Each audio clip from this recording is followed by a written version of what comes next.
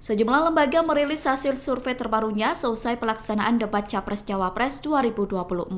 Jajak pendapat itu merekam dampak panasnya debat Capres-Cawapres yang berlangsung pada Jumat 12 Desember dan Jumat 22 Desember. Berdasarkan hasil survei beberapa lembaga, pasangan Prabowo Gibran unggul menempati posisi pertama. Sedangkan pasangan Ganjar Mahfud dan Anies Muhaimin saling kejar-kejaran berebut posisi kedua dan ketiga. Lembaga survei pertama yang merekam jajak pendapat setelah debat adalah Litbang Kompas. Litbang Kompas melakukan survei yang digelar pada saat debat Cawapres berlangsung, tepatnya pada Jumat 22 Desember kemarin. Berdasarkan survei tersebut, mayoritas pemilih tidak mengubah pilihan Capres-Cawapresnya setelah menyaksikan debat Pilpres 2024. Dengan begitu, maka elektabilitas Capres-Cawapres sama dengan hasil survei yang telah dirilis sebelumnya. Sedangkan pada hasil survei elektabilitas Litbang Kompas yang telah dirilis sebelumnya, pasangan Prabowo Gibran unggul di posisi pertama. Prabowo Gibran unggul dengan elektabilitas 39,3%,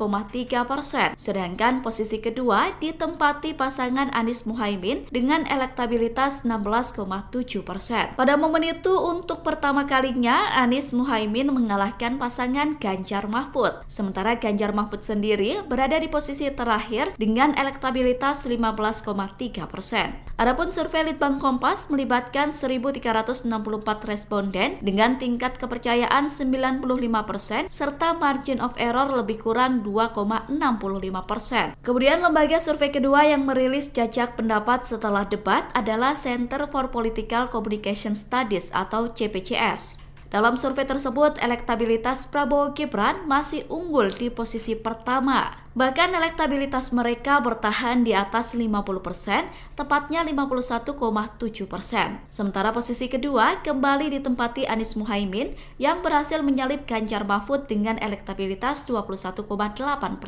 Sedangkan Ganjar Mahfud di posisi ketiga dengan elektabilitas 21,3%. Survei CPCS dilakukan pada 7-14 Desember dengan 1.200 responden. Margin of error dari survei CPCS lebih kurang 2,9% dengan tingkat kepercayaan 95%. Lembaga survei ketiga yang merilis hasil jajak pendapatnya adalah Indikator Publik Nasional atau IPN. IPN melakukan survei dalam rentang waktu 3-11 Desember dengan melibatkan 1.670 responden. Dalam survei IPN, pasangan Prabowo Gibran kembali unggul dengan elektabilitas 50,2%. Sedangkan Ganjar Mahfud berhasil merebut posisi kedua dengan elektabilitas 23,1%. Sementara pasangan Anies Muhaimin menempati posisi ketiga dengan elektabilitas 2,7%. Adapun survei tersebut memiliki tingkat kepercayaan sebesar 95% dan margin of error sekitar 2,4%. Download Tribun X sekarang, menghadirkan lokal menjadi Indonesia.